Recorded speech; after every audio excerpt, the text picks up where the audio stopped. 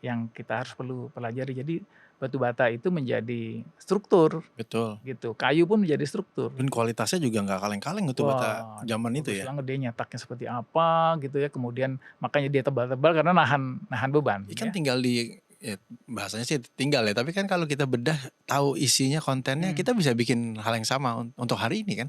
seharusnya ya.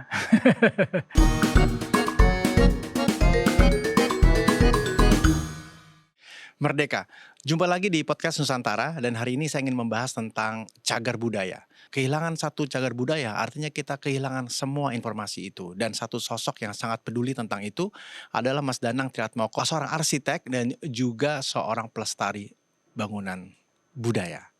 Selamat datang Mas Danang. Mas, banyak dong cagar budaya sebenarnya. Oh, paling banyak, kita banyak sekali di hampir di semua kota besar di Indonesia gitu, punya itu kan. Jadi ada yang sifatnya vernikuler mungkin Mas Yori yang Ya, pegang gitu, ada yang sifatnya yang kolonial gitu ya. Nah ya. itu kan, jadi 2 kelompok itu juga sudah, banyak sekali. Kita menyebut satu cagar budaya itu biasanya karakteristiknya seperti apa, Mas? Karakteristik kalau menurut undang-undang sih ya, aturannya kan pasti asal dia usianya 50 tahun, 50 tahun. ya kan, 50 tahun ke atas gitu, kemudian punya arti khusus gitu dengan, nilai budayanya, apa namanya, nilai pengetahuan umum dan sebagainya, dan punya ciri khas, gaya atau arsitektur tertentu di zamannya begitu. Tapi bukan berarti semua bangunan 50 tahun terus jadi cagar Betul, budaya betul, ya, betul. kalau tidak ada artinya. Artinya kalau begitu disebut cagar budaya berarti harus bentuknya bangunan yang terbuat dari gitu, kira-kira begitu? Cagar budaya itu kan bisa dalam istilahnya ada bentuk yang fisik gitu ya, yang, struktur Ya, gitu betul, ya, betul. ada yang non struktur jadi yang, mungkin bahasa dan sebagainya kan cagar budaya juga gitu ya. Tapi yang memang saya pegang adalah lebih banyak, bangunan struktur gitu. Pengalaman di lapangan Mas Danang biasanya sebagai seorang, pencinta cagar budaya Iya, katakanlah begitu termasuk arsitek melihat lalu datang ke owner katakanlah kalau nggak mhm kenal mhm, gitu, mhm. "Pak, Bapak punya potensi diduga cagar budaya." Biasanya direspon baik atau kebanyakan malah dari pemilik mereka sudah tahu itu potensi cagar budaya, lalu mereka bekerja sama dengan arsitek atau komunitas? Sebenarnya kalau di Jakarta sih jelas ya, kita ada zona-zonanya gitu ya.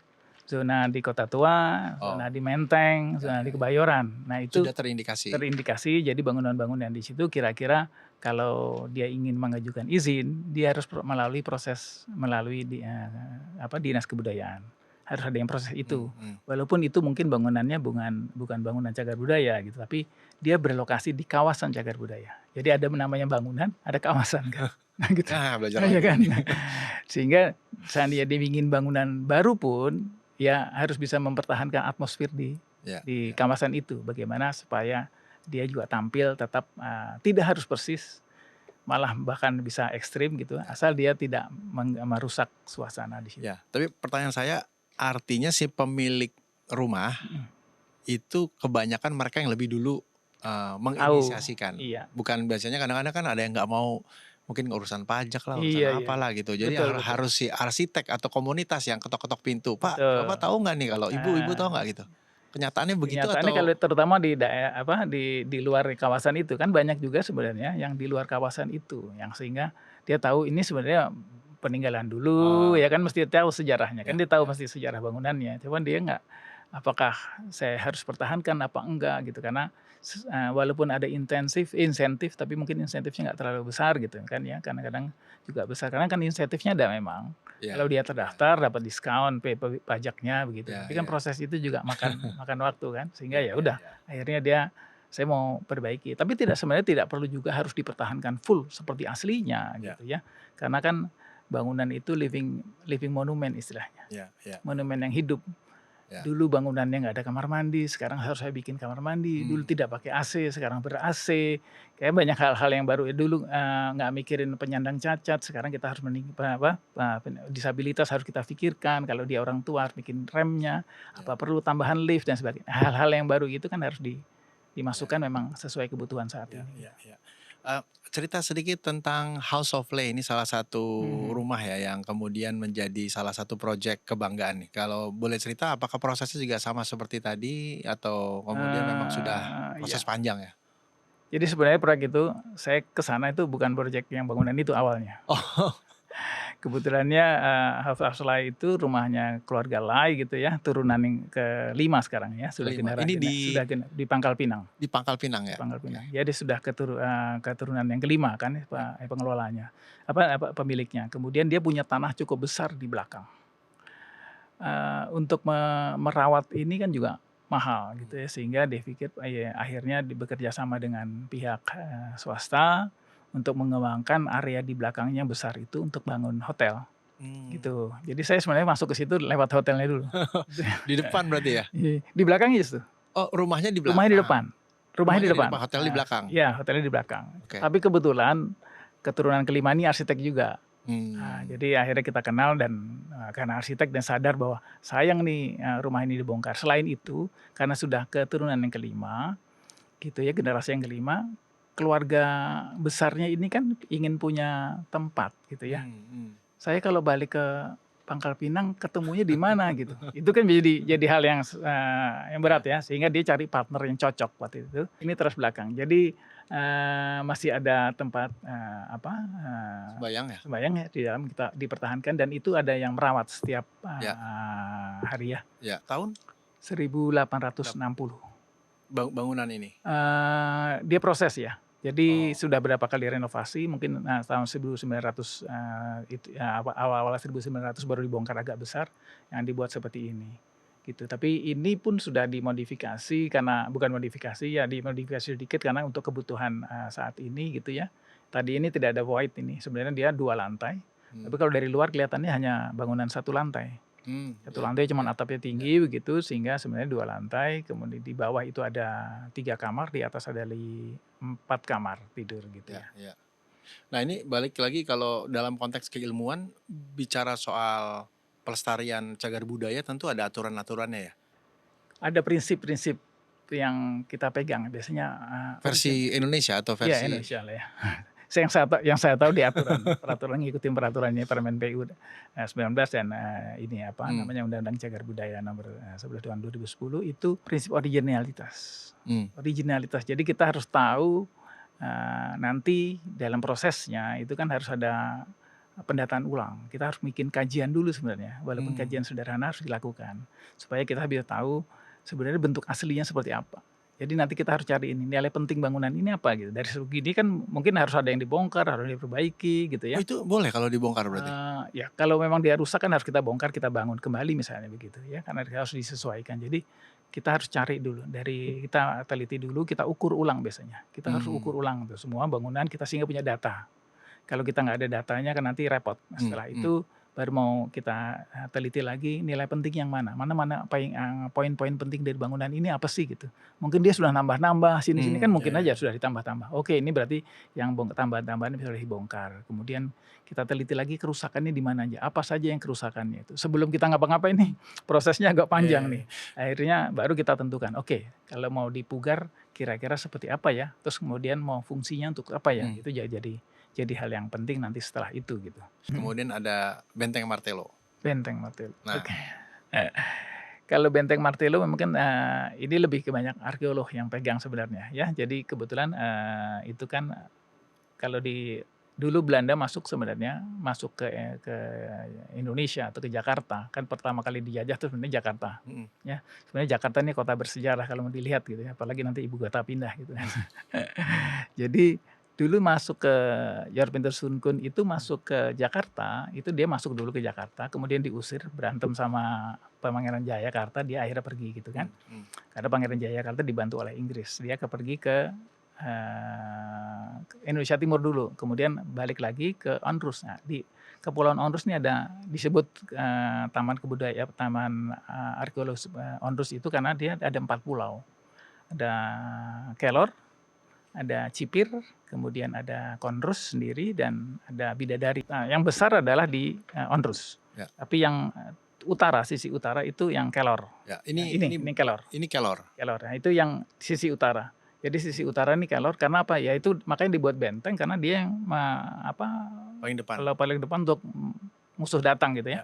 Terutama Inggris yang waktu itu dia musuhnya Belanda zaman itu Ya. ya. Jadi memang paling depan. Tapi yang paling sibuk sebenarnya di Onrusnya. Mmm. Karena Onrus ini pulaunya lebih besar. Jadi tempat akhirnya bisa sampai kalau bisa kita teliti itu bisa sampai ada 7 layer, istilahnya 7 layer tuh berubah fungsi beberapa kali sampai ke yang ketujuh. Jadi Mmm, sempat jadi benteng, sempat jadi benteng yang sekarang sudah hilang gitu ya. Ada yang sempat menjadi rumah sakit, sempat menjadi tempat barak, sempat mmm, menjadi tempat penjara, jadi tempat haji mhm. apa untuk instalasi apa karantina haji dan sebagainya untuk orang penyakit, itu beberapa kali, berubah fungsi untuk tapi di Onrus.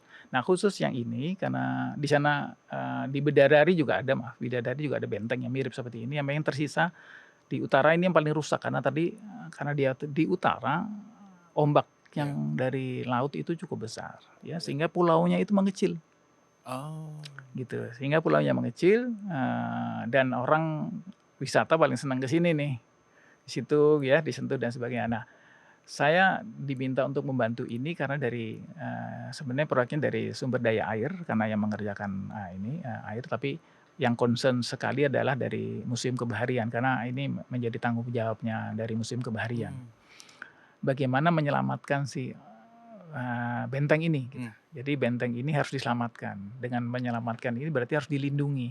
Nah konsepnya kemarin itu, menambah pulaunya, jadi pulaunya diperbesar.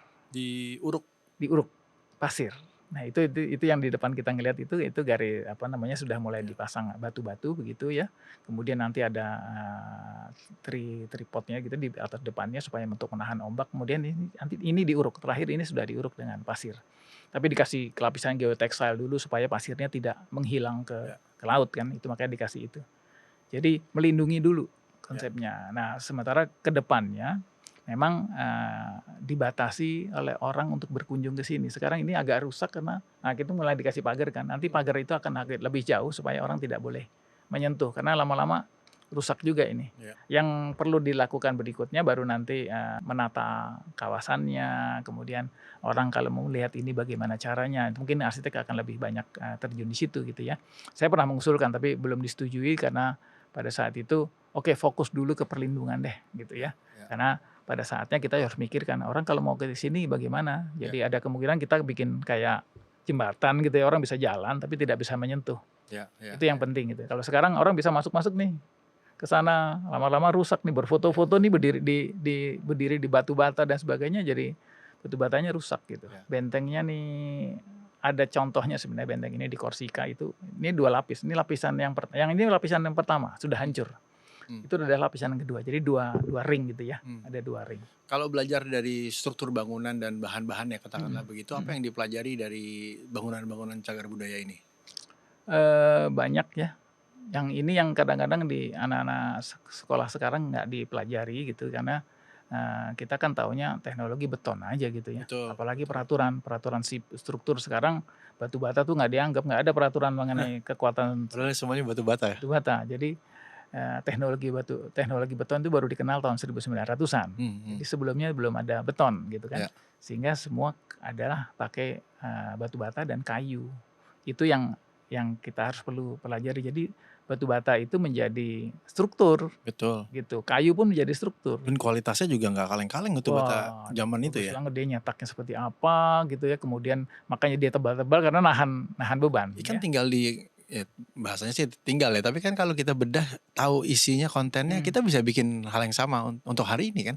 Seharusnya ya. Harusnya begitu, karena sekarang kami lagi bantu juga untuk Kemenlu, untuk Gedung Pancasila ya, kita cetak batu bata yang Ya, seukuran itu gitu ya, ya, karena harus ada yang dibongkar, dibangun lagi, dibikin lagi, ya pesan yang khusus ukuran sebegitu. Sebenarnya ya, ada kalau ya, mau, ya. gitu. Saya juga ingat kalau keluar tuh kadang-kadang daerah seaport area itu kan memang sudah kawasan yang sangat, dilestarikan, dijaga Mhm, karena tadi ya mhm. saling berhubungan satu sama lain ya. Mungkin tadi sempat singgung juga soal Museum Bahari yang Ya. terbakar ya. Mhm, mhm. Nah, peran Museum Bahari sendiri dalam kaitannya dengan menjaga artifak-artifak Mhm. ini dan cagar budaya seperti apa, Mas? Museum Bahari itu kan dulu fungsinya memang gudang, Ya, ya, gudangnya VOC ya? gudangnya VOC, jadi gudang rempah lah ya. Ya, Sekarang yang tersisa hanya gudang, ini dia disebut gudang barat. Satu lagi ada Gudang Timur. Hmm. Gudang Timur ini tidak terurus karena sekarang dikuasai atau diserahkan oleh pemerintah ke Kodam gitu ya. Hmm. Sehingga mungkin masuk ke situ susah, bangunan itu nggak terurus. Hmm. Yang terurus oleh waktu itu tahun 72 itu oleh 75 72 itu oleh Ali Sadikin ini bangunan dijadikan bangunan cagar budaya sehingga terawat, Hmm. Hmm. sehingga diperbaiki gitu ya. Walaupun pada saat memperbaikinya tidak ngikuti aturan karena kita belum punya aturan yang benar tentang Ya, cagar budaya. ya. Tapi sudahlah dipertahankan. Ya. Nah, jadi itu cuma punya arti penting karena tinggal satu-satunya bangunan yang seperti itu gitu ya, dengan bentangan semua strukturnya pakai batu bata tebal dengan bentangan-bentangan yang lebar, semua pakai kayu-kayu besar. Fondasinya pun fondasi kayu gitu. Jadi itu yang begitu berartinya sehingga bagaimana caranya dipertahankan kan begitu. Dan masalahnya itu lantainya sudah diuruk juga tuh 1,5 meter dari aslinya. Dan lantai yang sekarang sudah diuruk 1,5 meter itu mungkin sekitar hampir 2 meter di bawah air laut. Jadi problemnya air laut ini ngerembes ke dinding. Jadi ya rembesannya cukup besar. Nah treatmentnya khusus karena air ini kan mengandung garam, itu bisa merusak plesteran, merusak cat dan sebagainya. Jadi harus ada treatment khusus bagaimana plesterannya harus plesteran khusus ya, kemudian nanti catnya juga cat-cat khusus supaya air ini tetap bisa menguap gitu ya, masuk ke dalam dia harus bisa menguap, kemudian garamnya pun bisa menguap gitu ya supaya dia tidak rusak. Itu yang problemnya. Yang setelah kebakaran memang diganti sebagian besar strukturnya sudah diganti baja. Jadi dindingnya tetap dipertahankan, tetapi struktur di dalamnya sudah menjadi baja. Karena nyari kayu yang sebesar-besar itu dan sepanjang-panjang itu udah nggak susah deh ya. Nah itu kalau balik lagi dalam konteks cagar budaya, persentase itu jadi penting nggak sih? Katakanlah tadi benteng rusak 90% gitu kan. Kalau ini katakanlah rusak 80%. Lalu ada sih. boleh gitu ya diganti? Boleh.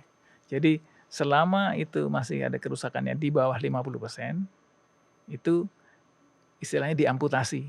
Kita perbaiki yang rusak saja gitu. Jadi bisa dipotong misalnya ini nih mic, kita rusaknya cuma di sini, di sininya saja. Ya ini aja kita ganti dengan barang yang kira-kira seumuran lah gitu ya. Tapi yang lain jangan diganti nih kalau bisa. Tapi kalau sudah kerusakan di atas 50%, mau benerin juga susah gitu. Lebih baik kita bikin baru saja sama sekali dengan material baru, tapi bentuknya tetap seperti semula gitu ya. Boleh itu? Boleh. Tapi struktur ini masih ada dong kalau yang ini? Kalau yang selama dia masih tersisa seperti ini dipertahankan.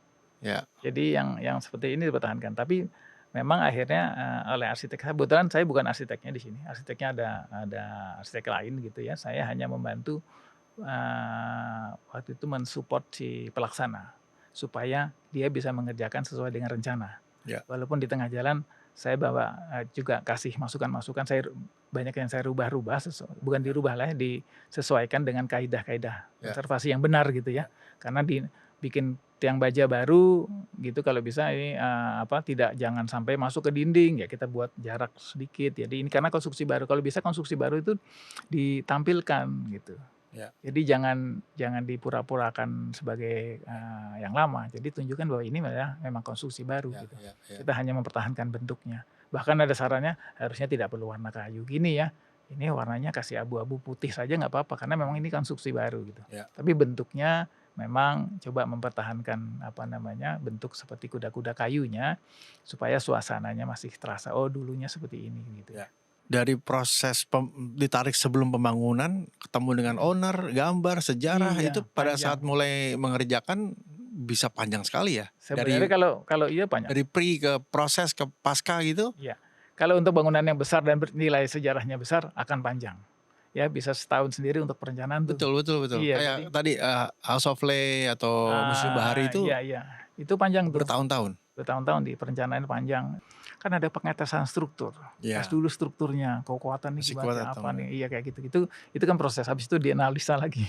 Itu dari strukturnya, dari arsitektur dia mencari data kira-kira bentuk aslinya seperti apa dan sebagainya. Jadi untuk kajiannya saja sudah makan waktu. Makanya beda dengan bangunan arsitektur biasa. Kalau arsitektur langsung desain aja kan oke. Betul. Ini ada proses dulu sebelum mendesain, ini ada proses satu lagi yang namanya kajian. Ini yang makan waktu nih. Apakah pemahaman itu juga sekarang hari ini sudah dipahami oleh banyak arsitek atau pemilik tempat yang kemudian mengkomersialisasikannya, dan bagaimana itu semua bisa dijadikan satu menjadi sebuah harapan. Eh, Bagaimana pelestarian cagar budaya Indonesia menuju sebuah model yang sustainable hari ini. Baik secara bisnis tentu saja dan Iya. lingkungan ya. Memang sih, kalau kesadaran seperti saya ngelihat sudah banyak ya. Hmm. Si pemilik-pemilik ini sudah sadar, tapi mau diapain dia nggak ngerti. Karena kalau nggak disupport pemerintah juga nggak jadi kan gitu ya. Jadi pemerintah ini, harus mulai perhatiannya lebih lah gitu ya dengan hal-hal ini. Ya. Tapi jangan menjadi ini sebagai objek.